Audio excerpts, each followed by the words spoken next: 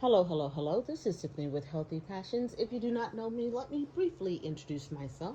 I am a certified personal trainer, certified wellness coach, certified energy healer by birth. I am an oracle prophetess and a natural healer. I got ahead of myself when I did the other video to let you know what the difference between green magic or green witchcraft a green witch was and a natural healer. And I forgot to tell you exactly what green magic is. So the Most High told me just to do a quick little video to make sure that the listener knows what green magic is. So I'm going to do a quick little video on that. All right, so green magic refers to the magic practice carried out through the prevalent aid of herbs, flowers, and spices. The use of plants to the use of plants is linked to magic in religious practices since it is known and always been available since the dawn of time. So it's very ancient practices, right? The color green represents vegetation, richness, and fertility, and is often used in as a ritualistic um,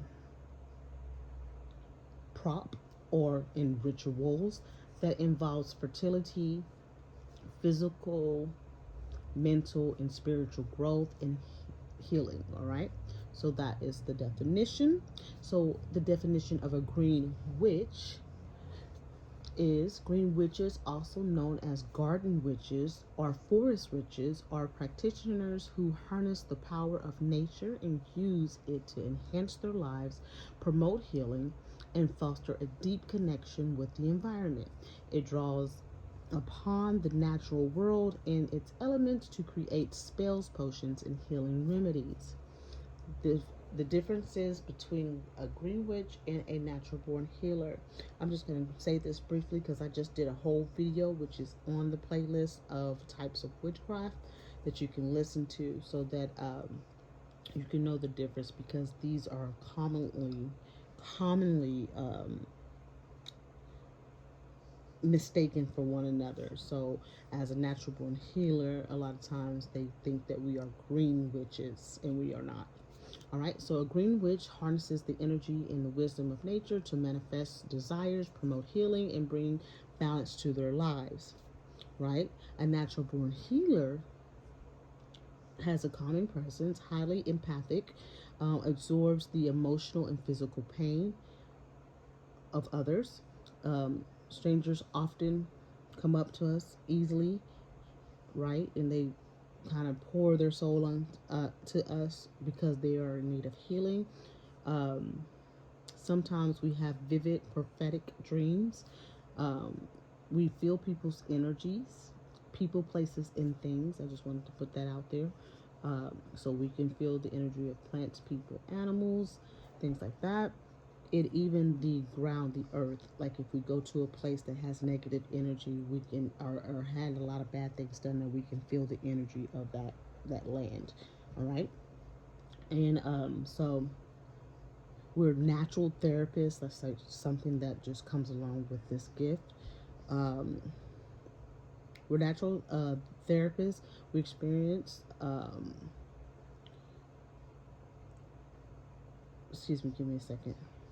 We experience our gifts, and we are awakened through some form of trauma. So I talked about that more in detail in the other video. So our gifts are awakened through some form of trauma. So we usually have to go through either near-death experiences, violence, trauma, something traumatic, right? In my case, I went through a few near-death experiences. I went through trauma and things like that, and it usually starts at a very early age. And I call that the training for the natural healer. So while green witches don't necessarily have to go through trauma in order to become a practicing witch, we have to go through things. The Most High, He forms us. Okay, so thank you. So the Father's given me a vision to where, like, with a natural healer, he forms us through the fire. He's like forming us through fire, and it's not an easy task. But the reason why we go through so many traumatic things is because the people that we are called to help heal or overcome come from many walks of life, and they have been through really traumatic things, and so we have that experience. We have a little bit of experience in every area of the people that we're called to heal. All right, so we are close to nature, children and animals. They're drawn to us. They know that we have a genuine energy, a safe energy. We are a safe place for them. um, I'm telling you, like, literally animals follow us. Like, when we're walking, it could be squirrels, cats, dogs, whatever. It doesn't matter what it is, animals follow us.